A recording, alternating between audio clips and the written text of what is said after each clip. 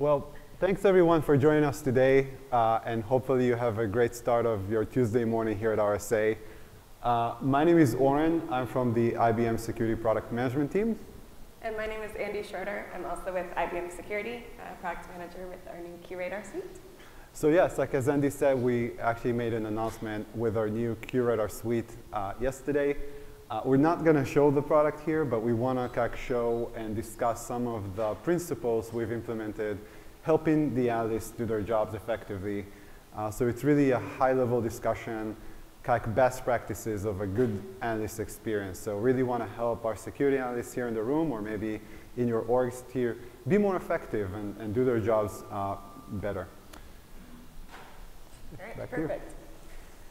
Okay, so presentations 101, they say start with a really attention-grabbing headline.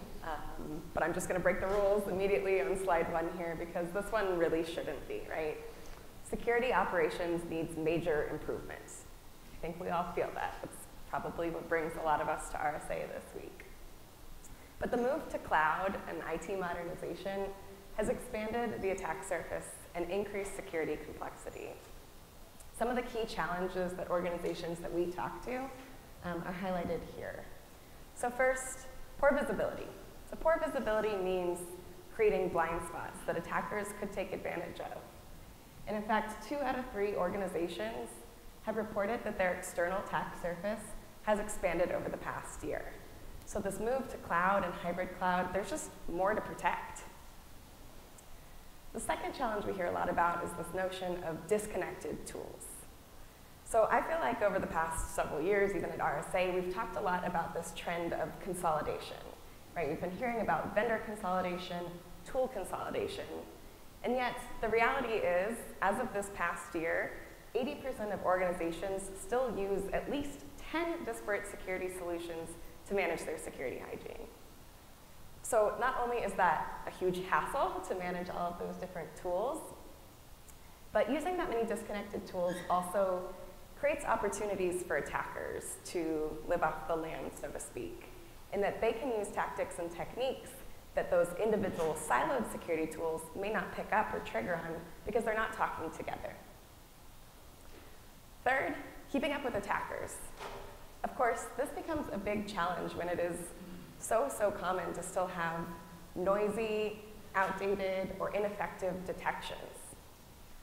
A lot of the teams that we talk to will tell me, we just can't hire enough detection engineers, or we can't hire detection engineers fast enough, or we can't keep our detection engineers. And that means we can't stay ahead of the detections and stay ahead of the attackers. And the fourth challenge we hear a lot about is information overload. So we've got this evolving threat landscape, we've got an expanding attack surface, we've got an increasing volume of security alerts, we've got increasing severity of security alerts, so it's just a ton of data out there. It's information overload, and a lot of our teams feel like they're stuck in this firefighting mode all the time. So that's what we've heard. I'm curious what you all in the room, just a quick show of hands, do these resonate with anyone here? Does anyone feel these?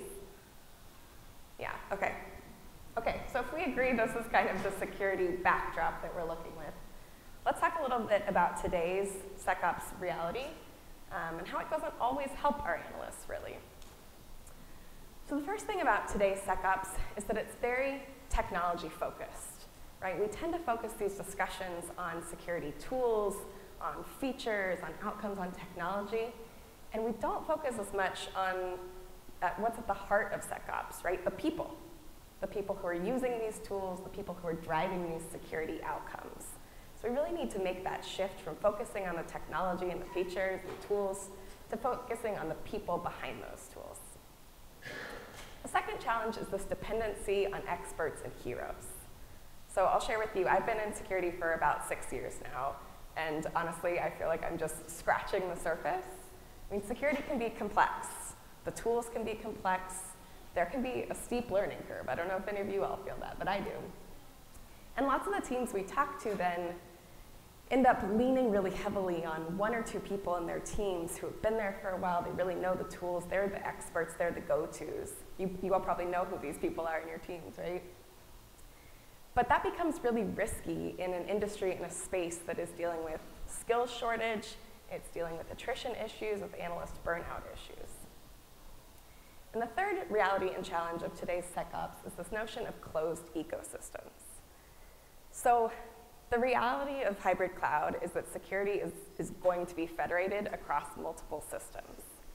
And in order for security teams to be effective in keeping up with the attackers and staying ahead of the attackers, is they need the freedom to choose the security tools that they want to use that work best for their organization. They need the freedom to choose those without getting burdened by blockers to integrations or closed tool ecosystems or proprietary content. Attackers work together, attackers collaborate, and we on the security side are never going to keep up if we don't too. So as an alternate to today's view of the SecOps world, we're going to talk today about 3 guiding principles for a more successful SecOps strategy that's really focused on the analyst experience. So the first principle is unifying workflows. So if you're an analyst, do we have any analysts in the room? Is anyone here working as an analyst? Okay, awesome. So if you're an analyst yourself or you've ever watched an analyst work, it can sometimes feel like ping pong. Like there are so many screen switches, tool switches, bouncing around back and forth between tools. So the more we can unify a workflow for an analyst, the more efficient we can enable them to be, and the better experience we can drive. Second is infusing automation and machine learning. So in today's reality, and you all will feel this, right, there's still a lot of these repetitive manual tasks involved in investigating and responding to an alert. So the more we can infuse automation to remove some of those repetitive manual tasks, the better we can prioritize and let the analysts shift their time to the things that really matter, right? The really high severity alerts, the high importance cases, the more strategic projects. And the third principle here is leveraging open standards. So I just said on that last slide that attackers are working together, and we're never going to keep up if we don't too. And leveraging open standards is one of the ways that we can do that. So whether it's leveraging tools that are designed to be interoperable, that are designed to work together seamlessly, or leveraging community-led content, right? Taking advantage of all of the goodness that you all in the security community put out there into the community. So this is the game plan for today. We want to walk a mile in our analyst's shoes. We want to have 2 storylines here. One is for Raphael. This is our Tier 2 incident responder. And the second one is for May. She's our more advanced distinguished analyst. And we kind of want to show these guiding principles through their eyes, and also how an effective analyst experience can help them do their jobs very effectively. So we're going to reinforce a lot of those guiding principles. Just an interesting fact, both of us here from the product management side, these are the actual personas that we use when we build our tools. So Raphael and May are different personas that Andy and myself know very intimately in our day-to-day. And yeah, this is kind of also how we've been thinking about implementing a better analyst experience through our tools and solutions. So the game plan, Andy's going to be Raphael. I'm going to jump in as May later. We're going to reinforce those guiding principles and summarize. So hopefully you're going to enjoy that. So here's Raphael now. All right, so we're going to walk in Raphael's shoes, put on your Raphael hat as our Tier 2 analyst here. And let's start by just walking through a simple example of something that Raphael might encounter in his day-to-day. So it's Tuesday morning. John Doe, who's someone who works at Raphael's organization, gets this email from someone he thinks is his boss, urging him to open this email and open this attachment. And our very well-intentioned John Doe does so. But unfortunately, this is a phishing email that then proceeds to install a malware dropper, connect to a malicious URL, download that malware, and enable an attacker to connect to John's machine. The attacker then starts to look for other credentials, move laterally throughout the environment, and then is in a position to eventually exfiltrate data. So simple example, certainly something Raphael might encounter. What does that mean for Raphael? Well, Raphael works at one of the 80% of the organizations that use 10 or so disparate tools. So when Raphael comes in on Tuesday morning, he's got a number of different alerts generated by his endpoint detection and response tool, picking up on the activity at the endpoint. He's got a number of alerts, a number of different alerts that his NDR has generated, picking up on what's happening over his network. He's got another handful of alerts that his email security tool has generated, and yet another handful of alerts that his identity tool has generated. So this was a lot to just look at on a slide, but never mind for Raphael, who's got to look at all these alerts across 4 different tools and 4 different systems that he's got to log into. But let's take a step back to those 3 guiding principles. Oh, excuse me. And so when Raphael sits down to investigate those alerts, he's now got this cumbersome investigation process. So he's got to look across all those open incidents, figure out what's the highest priority, where do I even start amongst all these alerts? And then his investigation is going to take him out into those different tools, so into his EDR, into his NDR, not only the tools that generate those alerts for him, but also any tools that he uses to generate additional context that he needs, right? Raphael's got to figure out who is John Doe, what assets does he have access to, what machine is he using? Maybe he's got to Google, do any of these IPs or URLs show up in any threat intelligence reports? So not only is that cumbersome for Raphael, who's got to navigate across all these things, hopefully he's got 7 monitors, but there's also a learning curve to consider here. So for each one of these tools, you've got to know how to use it. And let's say Raphael has joined his organization in the past 6 months or year, as many of the Tier 1 and Tier 2 analysts have. There's a lot to learn. And ultimately, it's up to Raphael to manually stitch all of these alerts together to get the bigger picture of the incident. All right, but let's step back to those 3 guiding principles and talk about what this would look like if Raphael's organization used these. And I know it's all well and good to use some sort of buzzwordy phrases here, but I want to unpack what these would really mean for Raphael in his day-to-day, boots on the ground, and what that would look like for him. So the first around unifying workflows. So for Raphael, this could mean using a solution that automatically correlates all those alerts that we previously saw from different tools together, and automatically pulls in all of that context he needs. So that instead of workflow in tool 1, workflow in tool 2, et cetera, he really does have one workflow where he can work through in one place across all of that correlated information. Second, infusing automation and machine learning. So what does that really mean for Raphael in this scenario? Well, it means he's going to have a much less manual investigation, right? And this could show up in any number of different ways. So this could mean automatically correlating all of that information that I just talked about. It could mean automatically mapping the MITRE TTPs that have been involved in this incident. It could mean automatically enriching any of those artifacts in this incident with threat intelligence. It could mean automatically creating visualizations of this incident so Raphael can see what's happened, or creating a timeline view. It could mean automatically recommending responses for Raphael to go take, or even automating the actual responses so that Raphael doesn't have to take them. So any number of those types of automations in an investigation mean that Raphael can work through this incident exponentially faster and get on to his next case. So he's going to experience less burnout and be able to focus on the things that matter most in the most high priority cases. The third, leveraging open standards. What does this mean for Raphael's world? Well, what if we imagine that in that automated investigation that I just talked about, instead of the detections coming from Raphael or someone on Raphael's team, what if we could pull those in from the community, like Sigma rules? Then it's just one less thing for Raphael to have to manage to make sure the detections are up to date. And instead, he's got a head start because he can take advantage of those coming from the community. So if Raphael's organization implemented those principles and really focused on his experience, then Raphael's Tuesday morning experience goes from something that looks like this to something that looks like this. So instead of dozens of different alerts spread across 4 different tools, suddenly now he's got one incident with the full picture in one place. And he's got a huge head start on his investigation.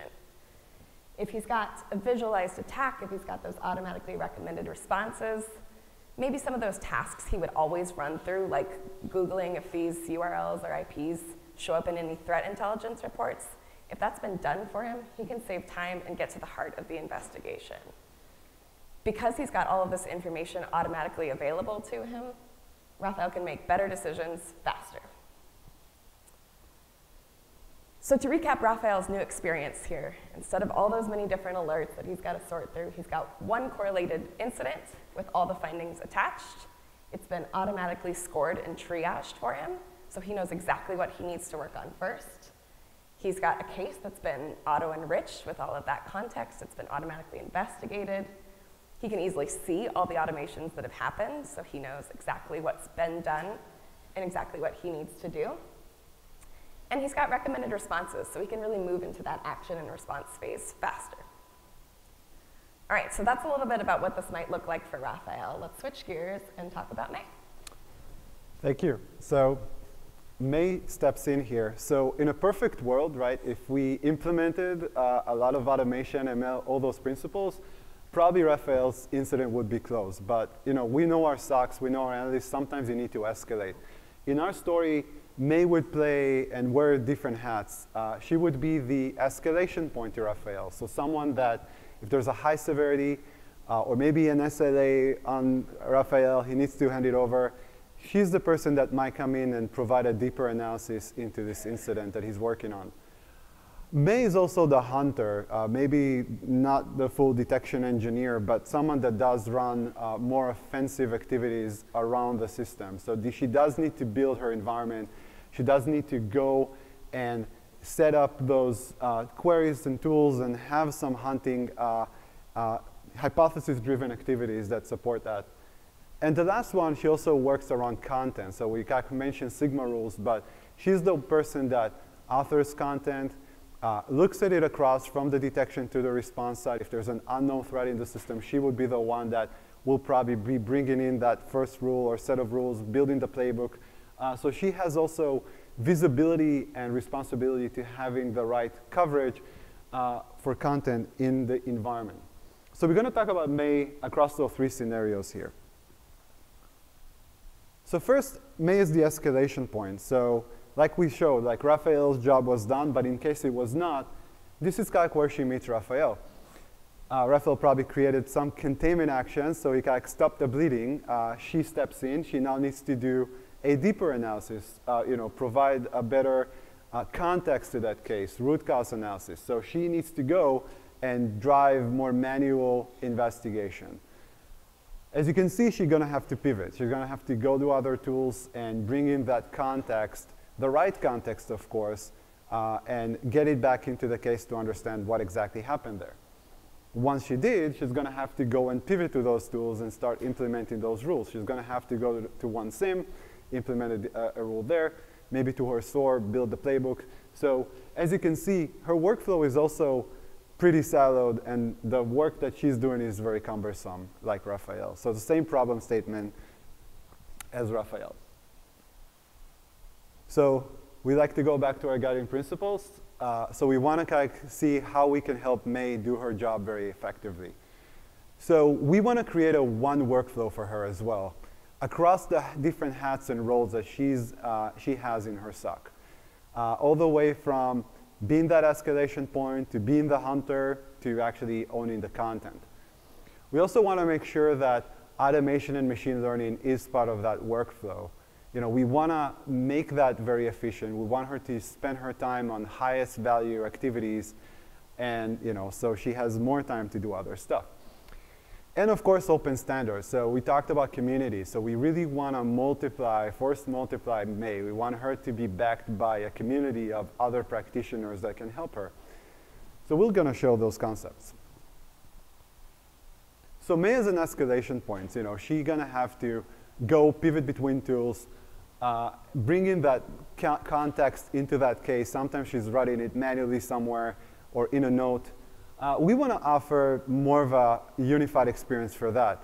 So an experience where she can write a very simple query across different data stores, different data sources, and bring in the right data, of course, at the right time and context to that case. And also the output of that can be presented to her in an enriched manner. So everything is checked against the right threat intel feeds, prioritized, normalized, and help her understand and build that picture so she can pivot to that next maybe query that she needs to run. And maybe bring in more context to that case. So just that one experience on different data sources without like holding the data in her environment, but really going and querying and bringing it as needed. So now let's talk about May as a hunter. And as a hunter, she also needs to build that environment that can have some of the hypotheses that she might have, or a TTP that she wants to hunt for, and build those across different tools. So in this example, there's an Office application. She just wants to see across different tools which one open a command and shell, C script, etc. She needs to first understand that TTP that she wants to hunt for. Of course, gain access to that tool, understand the APIs very well, build that script across those APIs, understand the outputs, bring it into some sort of hunting environment, have that script that runs it for her.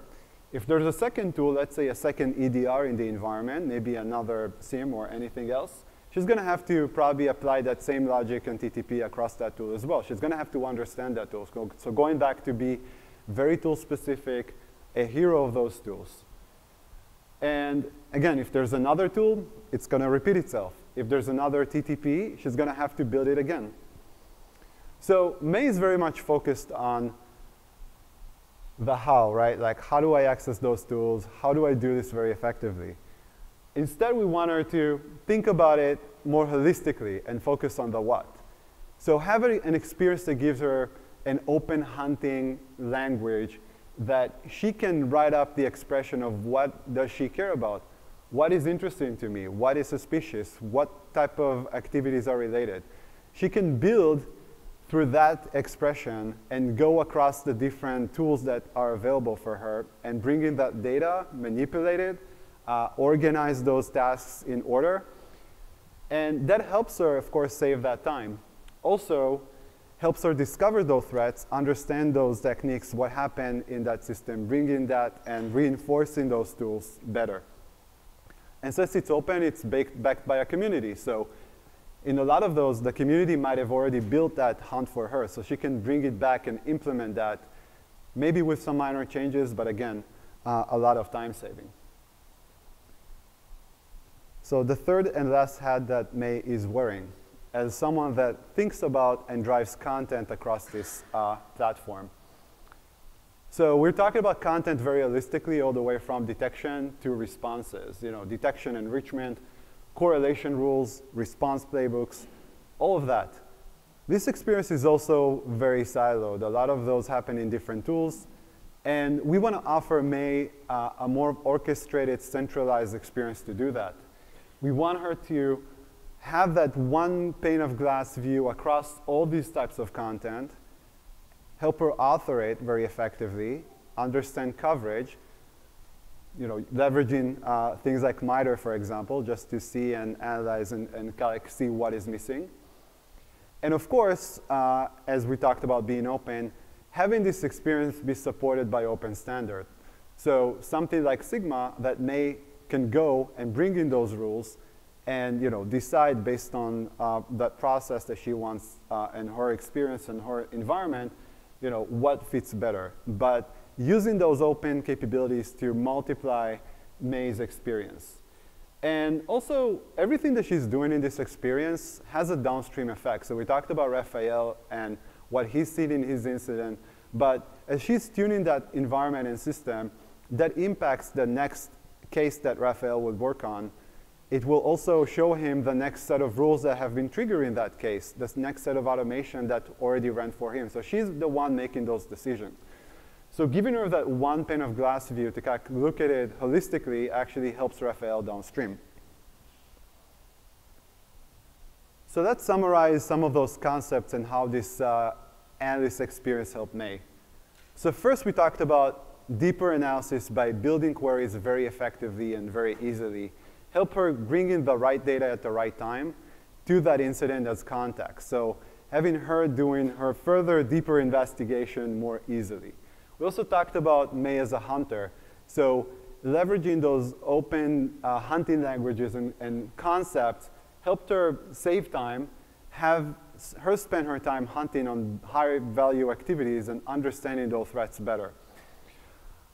The content experience we talked about, so centralizing that, helping her just see content across and manage it more effectively in the environment.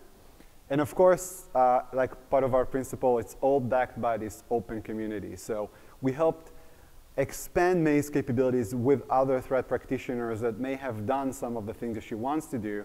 By betting on open standards, we would be able to kind of put it and move it into that experience and let her decide.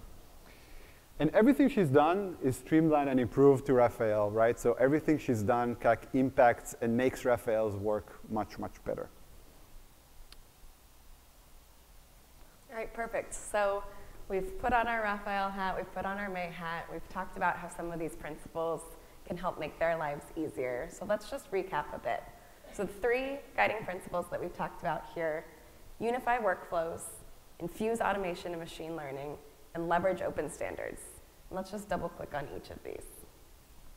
So again, that notion of unifying a workflow, that's really all about taking Raphael from this picture on the left, where there's lots of different tools, lots of different screens, lots of different content, learning curves with each, bouncing between, to the picture for Raphael on the right, where he's got one unified workflow to work through. He's got all of his information in one place.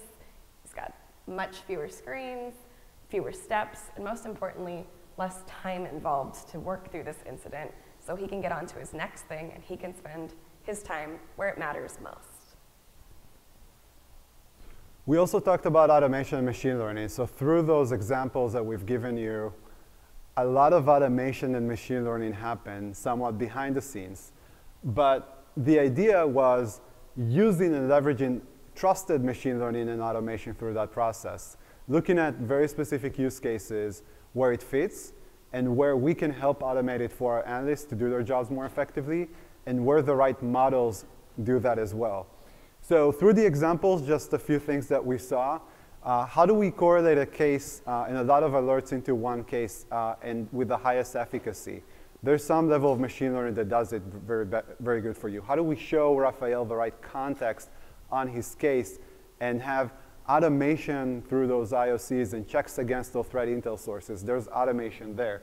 How do we give Raphael the right recommendations? There's a lot of set of models that help enable that. And of course, for May, how do we let her see the right data and inform her, like, and what's the most important thing that she needs to see as she's running those investigations and hunts? As we're doing this, like, we are looking at the progression of that incident with different personas and making those bets where machine learning and AI help. Applying those principles help a lot. It helps to reduce the investigation time, helps reduce the response time. So core element here, and again, building that set of capabilities and seeing where it happens can get our analysts to do their jobs more effectively. One thing we haven't mentioned through those examples is also expertise. So we all know there's a huge skill gap right now in our SOCs. We know that we're resource constrained. So unifying the analyst experience helps a lot, but we also want to make sure that our analysts are building their expertise through that experience. So having an experience as a product manager, as we all about like user experience here, we want to make sure that we're upskilling the analysts, the Raphaels and Mays, as they're going through this workflow that we've presented, giving them the right guides, showing them how to, presenting the next new feature to them. So making sure that we're showing the right feature at the right time. Having that be part of your experience helps a lot. And instead of being the hero of a lot of tools, we're helping them being the hero of one tool, and again, with the right expertise building through that. All right, so we've covered unifying the workflows. We've covered infusing automation and machine learning. That third principle that we talked about here was leveraging open standards. And Oren and I took you through a couple of use cases where both Raphael and May can leverage open standards in their day-to-day work. I want to take a quick step back and talk about some of the benefits of doing that. So the first is speed. So leveraging what's already out there in the community helps teams get going faster. And you can think about, if Raphael or May join a new team and they sit down and they've got to learn a proprietary query language versus they sit down at a new tool and it's an open query language that they already know. Imagine how much faster they can get started and how much faster they can have impact. Second is scale, right? So leveraging these open platforms helps you gain that visibility across that expanded attack surface that we talked about in the beginning. And third is accuracy. So leveraging open threat intelligence is going to help you get to the most precise detection, get that view of the attacker's perspective. So how do we do that? Well, open means building on an open foundation. It means embedding operational standards and compliance. It means sharing threat intelligence across. It means collaborating to detect threats and risk. And it means hunting across products and platforms and not keeping that information in their silos. So I said it in the beginning, I'll repeat it one more time, but attackers are already doing this. Attackers are working together and collaborating. And if we want to get ahead of them, we need to too, and leveraging these open standards becomes a must. All right, so Oren and I really zoomed in on a couple of the analysts in a SOC team today. We really highlighted May and Raphael here. But we recognize that it takes a team to do security, right? It takes many people to make these outcomes happen. And we want to shift the focus to the people here. Now, we also recognize that many of you may not have the luxury of having security teams that are of this size. You may be working with one or two people who have to wear the hats of Scott, Bernardo, Cherry here. But whether it's a security team of 1 to 2 people or a security team of 10 to 20 people, it's really important that we start to shift the focus in the discussion from the tools and the features and all the technology to really the core of SecOps, which is the people behind those tools. Because ultimately, it's these people who are going to drive the security outcomes that we all want. Yeah, just in the message of being stronger together here at RSA, right? So as we wrap up, just some applications of what we learned today, and as you're going back to your organizations and thinking about what we've discussed here, and we want to talk about it in 3 time horizons, so like the most immediate to the more longer term impacts. So yeah, as you're going back to your orgs, think about those principles that we've mentioned. Like if you have analysts doing jobs, and is it unified? Do they go through those pains that we've discussed here? Think about that end-to-end process and see where more improvements can be made. In the second time horizon, maybe 3 months or so, think about automation. Automation comes in a lot of shapes and forms. It can be embedded in your tools already. It can be in a store. But do you have that one pane of glass, this one experience that gives you that automation outcomes for them? Also, as we talked about expertise, ask yourself, what does it take for my people to learn a lot of those tools? Not just one, but many. Can they really skill up and be up to that task? And of course, what type of content does your providers give you, right? Content is king these days. So bringing the right content for our analysts help them be more effective. Longer term, and as you're thinking about your stack, think about how you can unify them. So think about who really thinks and puts the analyst in the center of it all. Which products are more open than others? Which are the ones that have those closed gardens and or the more open ecosystems that can provide those outcomes? So we talked a lot about what open means, but open means that everything in your stack should provide that same outcome from that analyst experience. And of course, as you're thinking about it, and you're choosing that vendor, who can provide that uniformity in that experience, and who can you trust, right? You really want to have a trusted solution that brings you trusted automation, trusted ML, and of course, the right experience for your teams. So we are wrapping up. So just to reinforce, I am Oren and Andy here. We are from IBM Security. We are around. We're in our booth here at the Expo Hall. Happy to talk to you and show you some of the things that we mentioned today and give you a demo and tour of our products. Andy, any closing words? Yeah, so we've talked a lot about these principles. We'd love to show it to you in action. So come check out our booth. We can show you some specific examples and what this really looks like when we can see it and touch it. But otherwise, we're happy to take some questions, or if we don't want to do questions here, Orrin and I are happy to stick around and chat more informally. Yep. Really appreciate your time. Thank you.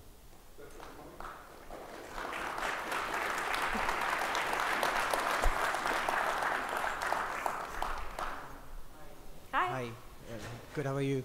I just, wanted to find out. Hello, hi.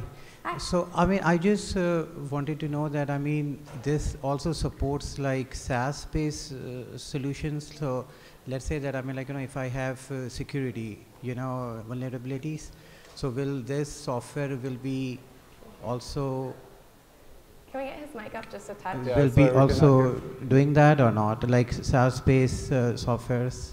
SaaS-based solutions? Yes, yeah. Definitely. Yeah, we're definitely seeing more and more of our customers looking for SaaS-based solutions.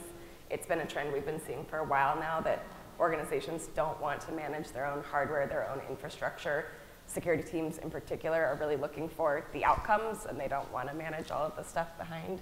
So Yep. we're definitely seeing a big shift to SaaS, and that's where a lot of our focus is right now. Yep. Thank you. Good question, thank you.